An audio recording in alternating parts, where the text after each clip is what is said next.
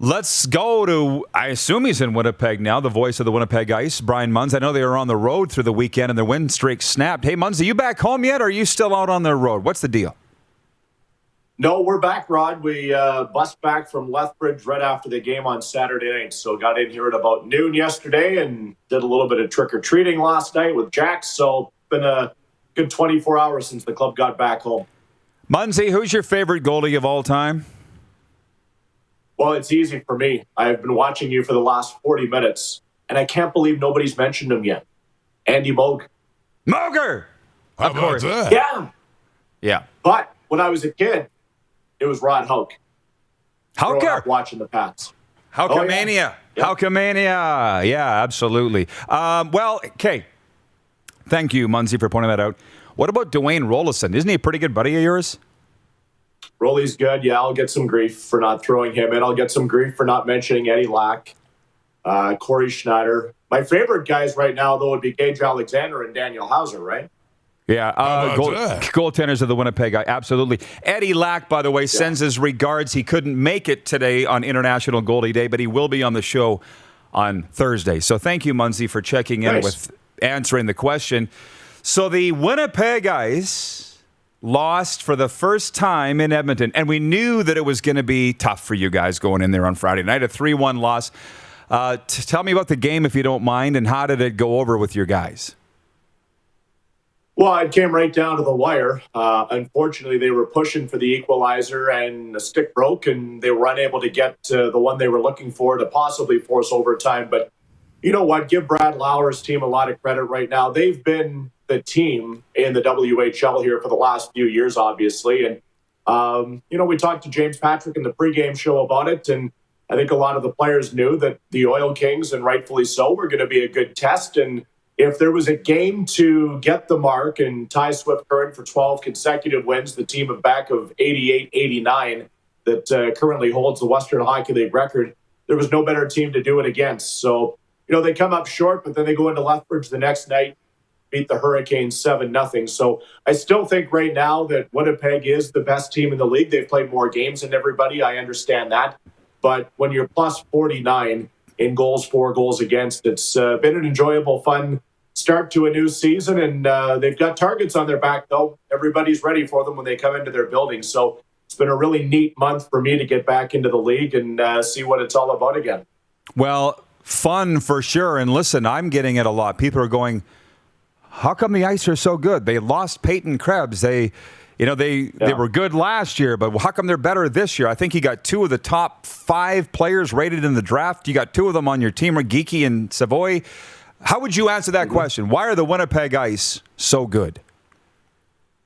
Well, they've been able to build, and Matt Cockle and Jake Heisinger, who get these clubs in here for James Patrick and Josh Green to work with right now, it's been a process. Like, there's been a number of years, like this is the 5th year now for this group with this club, and we've talked about it a lot, especially on that Alberta road trip. I think the Central Division is deeper than what the East is for sure. When you look at what Calgary and Red Deer have, even Lethbridge is a better team than falling by 7 like they did. But, there were a lot of nights when you look back in the record books that the Kootenay Ice or the early days of Winnipeg, they just weren't able to compete with the talent that those other clubs had. But they've been able to grow those players. And you mentioned Savoy and Geeky right now that have scouts so excited about the upcoming draft in Montreal. You look at veteran players like Mikey Milne and Jake and Smallwood, and on the back end, Carson Lambos and Nolan Orzek and Connor McLennan. Like, they've been able to build this team for a while, and then you've got 2 of the top 5 goalies statistically right now in the league. So I think the fun part about it for me is we're not just talking about 1 or 2 players every night. You're talking about everybody throughout this entire roster. So they've got the depth. This is definitely their time right now to try and take a run at things for a league title, and then you never know else what happens. But I think everybody also remembers right now that they're only 1 month into a long season here, but can't take anything away from what they've been able to accomplish here so far. From a viewer, Robin in the Gateway to the North says, Munzie, are you looking forward to coming back to PA? Have you got that one circled on the calendar, Munzie? When is it? When I took the job, I'll be honest, that was the first thing I looked at when I get a chance to go in there. PA was here already, and had a great conversation, obviously, with Mark Habshot and Jeff Truitt. Dwayne Bartley was my roommate, the athletic therapist. So that will be a special night coming up in December. And Roddy, you know this. You were the voice of the Raiders when I was in Melfort. It's such a fun building to go into. And boy, for the first time in my life, I won't be cheering for the Raiders going into that night. So it's going to be weird, but it's going to be a lot of fun too. It's a zoo. Hey, we don't have much time left, but our poll question today for Capital Auto Mall Universal Collision Center and Capital Ford in Winnipeg is located right across the street from the Polo Park Mall, as you know.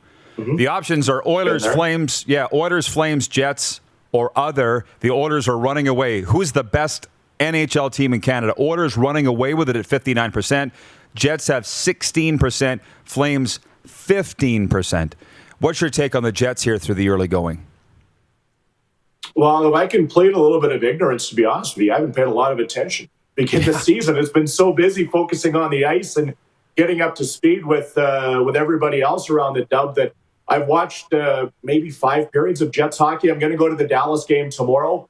And then I've got friends, obviously, with both the Blackhawks and the Islanders coming up this weekend that I'll pay much more attention to. But just talking to people around the league and just kind of getting an understanding of where we are, there's a lot of keen interest right now in what Edmonton's been able to do to start the year. And obviously, this Winnipeg club is built to win this season, adding Nate Schmidt and Brendan Dillon to the back end. So despite the fact that they don't have the wins that maybe everybody wants to see right now, the Jets are going to be there at the end of the season for sure. Hey, quickly, Michael Wynn's watching in Winnipeg. He says, Rod, can you ask what's the status of Zach Benson of the Ice? Yeah, obviously he didn't play the last 5 games. It was an upper body injury for him. The team's got the day off today. So for Michael, I'll say follow our social media channels and you'll have an update tomorrow when the team gets back to practice. Okay, Munzy, can you do me a favor and say hey to Zach Benson for me? Because he likes every tweet that we send out. He retweets stuff. I don't know what it is about that kid, but I love him. He's a huge supporter. Can you tell him that I said hi, please, and all our crew? Will do, and you'll be talking a lot about him over the next couple of years leading into next year's draft for sure. We got our eye on him. All right, thanks, Munzy. Appreciate the time as always. Stay well. All right, Roddy, take care. Senator.